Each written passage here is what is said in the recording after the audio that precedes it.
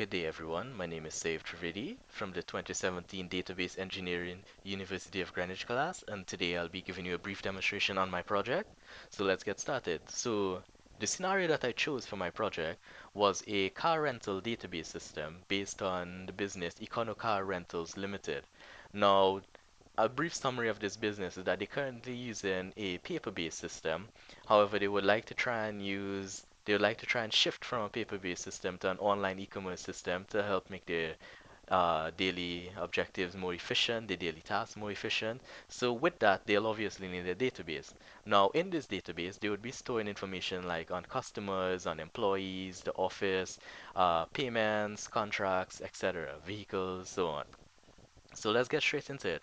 So here I have 9 queries as well as a view and a trigger which will benefit the business. So let's get started. The first query is to list all employees' information who work at a specific office and sort it in ascending order. So this query uses an order by to be able to sort the information. Now, before I get into explanation of the code, this would benefit the management at Econo Car Rentals Limited because they would be able to use this information to find employees who work at a specific office. In this case, they would be able to find all the employees who work at office number 2. So as we could see this code here, it selects everything from the employee table where the office ID equals 2, which means that it will only take the information from the employee table where there is an office ID of 2, and then it orders by employee ID in ascending order, which is from lowest to highest. Uh, simply put, simply put, sorry about that. It's my bad. So if I search for query number 1, as you can see here, we have the employee ID, the first name, the last name, date of birth, address, salary, and office ID 2. As we could see, this is all the employee's information that comes from office ID 2, right? There has been an error in my inserting of data in this table where address accidentally inserted as date. But aside from that minor error, uh, everything else is working as intended. It did pull all the tables from the employee. It did pull all the columns from the employee table, and yeah, management could use this to easily find which employees are working at office number 2. This could easily use to help, manage their staff better and, so on. Okay, now for query number 2. So this query would give detailed information on the contract table. So as we could see here, the contract table currently only has information such as contract ID, the start and end date, the car number that the contract is being assigned to, the office that made the contract, as well as the customer that the contract is being assigned to. Now, this this right here doesn't have much valuable information. This other query aims to provide detailed contract information. So what this would do is that it would make it a lot easier for the managers at Econocar Rental Limited to be able to see what the customer is renting, what contract they are assigned to, as well as the name of the customer that the contract is assigned to.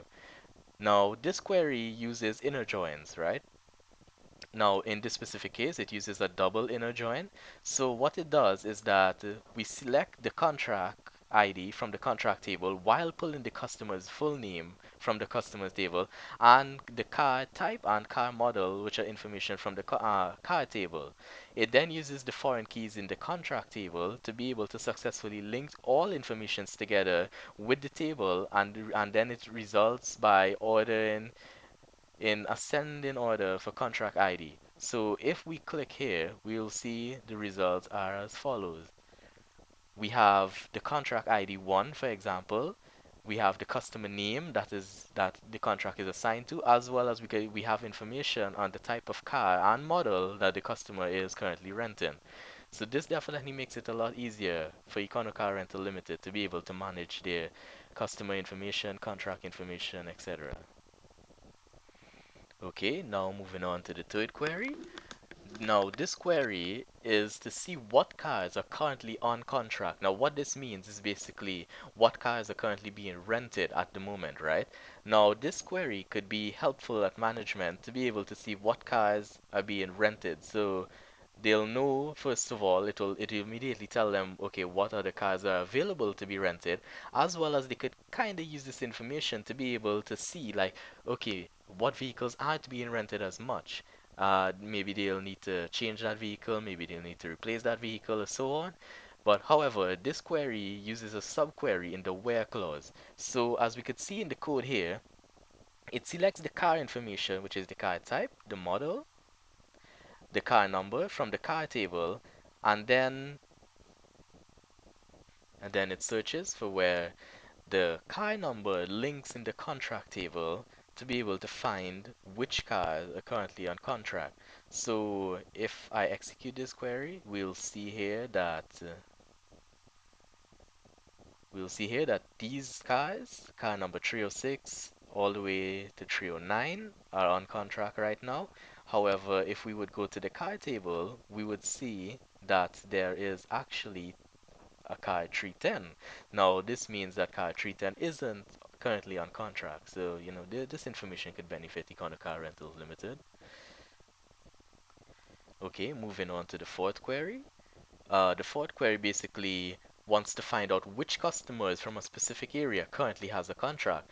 Now, the purpose of this query is rather simple. This could be used by managers at Econo Car Rentals Limited to see which areas they have the customers coming from, like which areas rent the most vehicles, from a specific area. So this is a query that uses a partial matching in the where clause, and basically, as you can see here in this example of the code, it pulls the first name and the last name. It concatenates them together to form a full customer name.